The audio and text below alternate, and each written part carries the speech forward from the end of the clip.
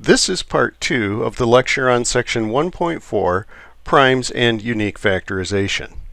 We are now ready to study the Fundamental Theorem of Arithmetic. That theorem says essentially that every natural number can be factored into a product of primes, and that except for the ordering of these factors, the factorization is unique. Here is the formal statement. Let n be any integer greater than 1, then there are distinct primes p1, p2 through pm and positive exponents e1, e2 through em, satisfying n is p1 to the e1 power times p2 to the e2 power, etc., times pm to the em power.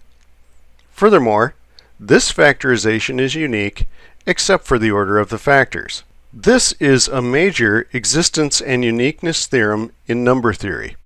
Of course, then, the proof has to have two parts. We have to prove the existence of these factorizations, and we have to prove the uniqueness.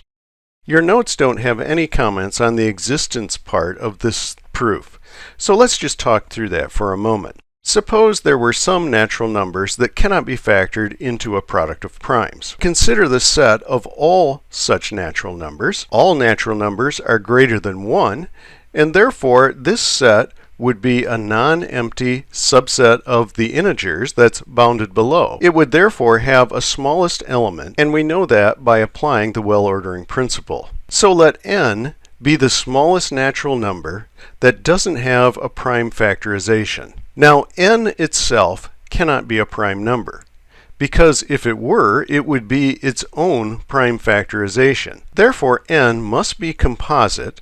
That is, n factors into two other natural numbers, a and b, and these factors must be strictly smaller than n. But since n is the smallest natural number that doesn't have a prime factorization, both a and b do. Well, then we could multiply the two prime factorizations of a and b to get a prime factorization of n. This would contradict our choice of n as the smallest natural number that doesn't have a prime factorization. This contradiction shows that the set of natural numbers that can't be factored into primes is empty, and this completes the existence portion of the proof. Let's consider then the uniqueness of these factorizations. Let S be the set of all natural numbers greater than 1 that do not have unique prime factorizations. We've just shown that every one of these integers can be factored into primes.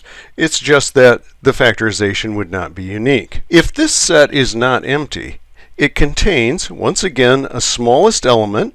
We know that by applying the well-ordering principle. And this particular number n must have two distinct prime factorizations, as we've listed here, factored into p1 through pm and q1 through ql.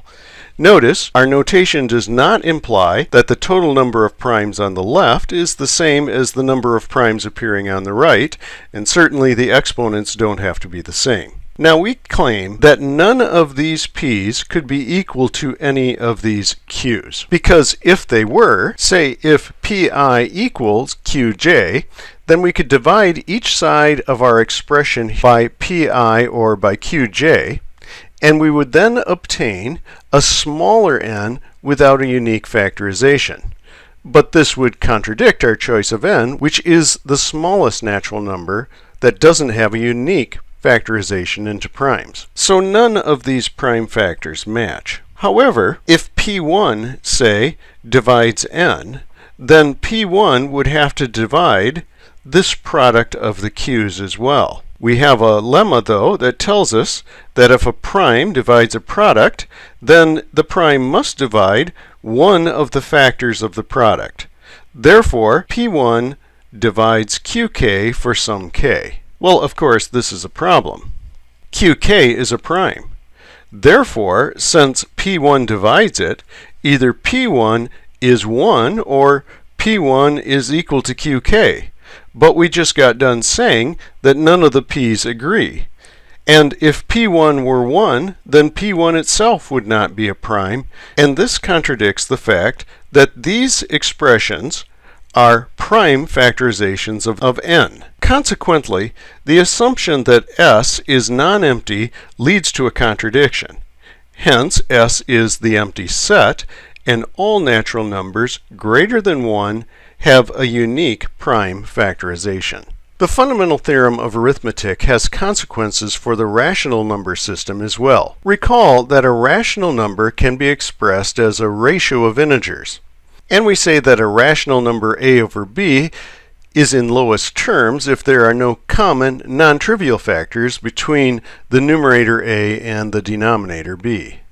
The unique factorization of natural numbers into primes implies that every positive rational number, when written in lowest terms, has a unique expression as a ratio of positive integers. To see that, let q be a rational number and say q is equal to s over t, where s and t are positive integers. Now s and t can only be factored in one way into primes. Therefore, if we remove any common factors, we will have a unique ratio in lowest terms. Our next theorem says that there is no rational number whose square is a prime. Our next theorem says that there is no rational number whose square is a prime.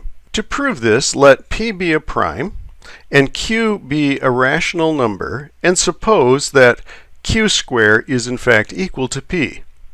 That is, that q is equal to a over b, where this is the unique representation of q as a ratio of integers in lowest terms. Then q squared is equal to a squared over b squared, which is p. This tells us that a squared is equal to p times b squared, and that tells us, by Euclid's lemma, that p must divide a. But then, if p divides a, it must be that a is equal to p times k for some integer k. This early equation then tells us that pk squared is equal to pb squared. Then p squared k squared equals pb squared, and simplifying we have that pk squared equals b squared. This tells us that p divides b. But then if p divides a and p divides b, then a over b is not in lowest terms, contradicting our choice of a and b. Consequently,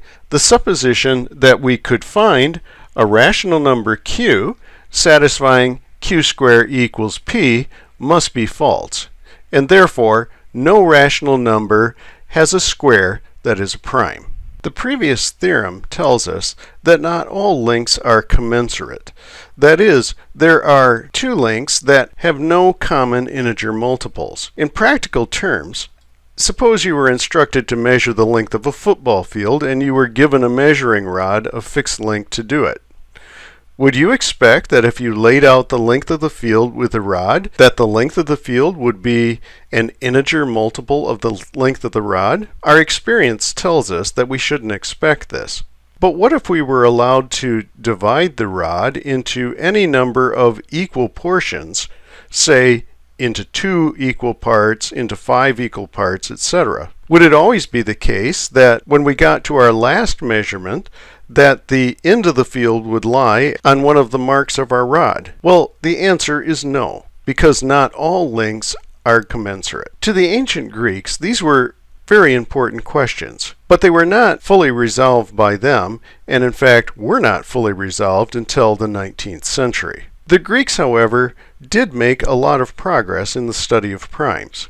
For instance, they invented a system to find all primes that are less than or equal to a fixed positive integer.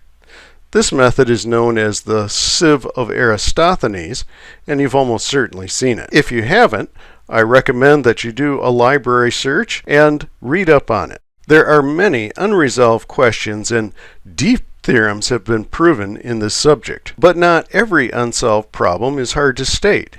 For instance, no one knows whether there are infinitely many twin primes.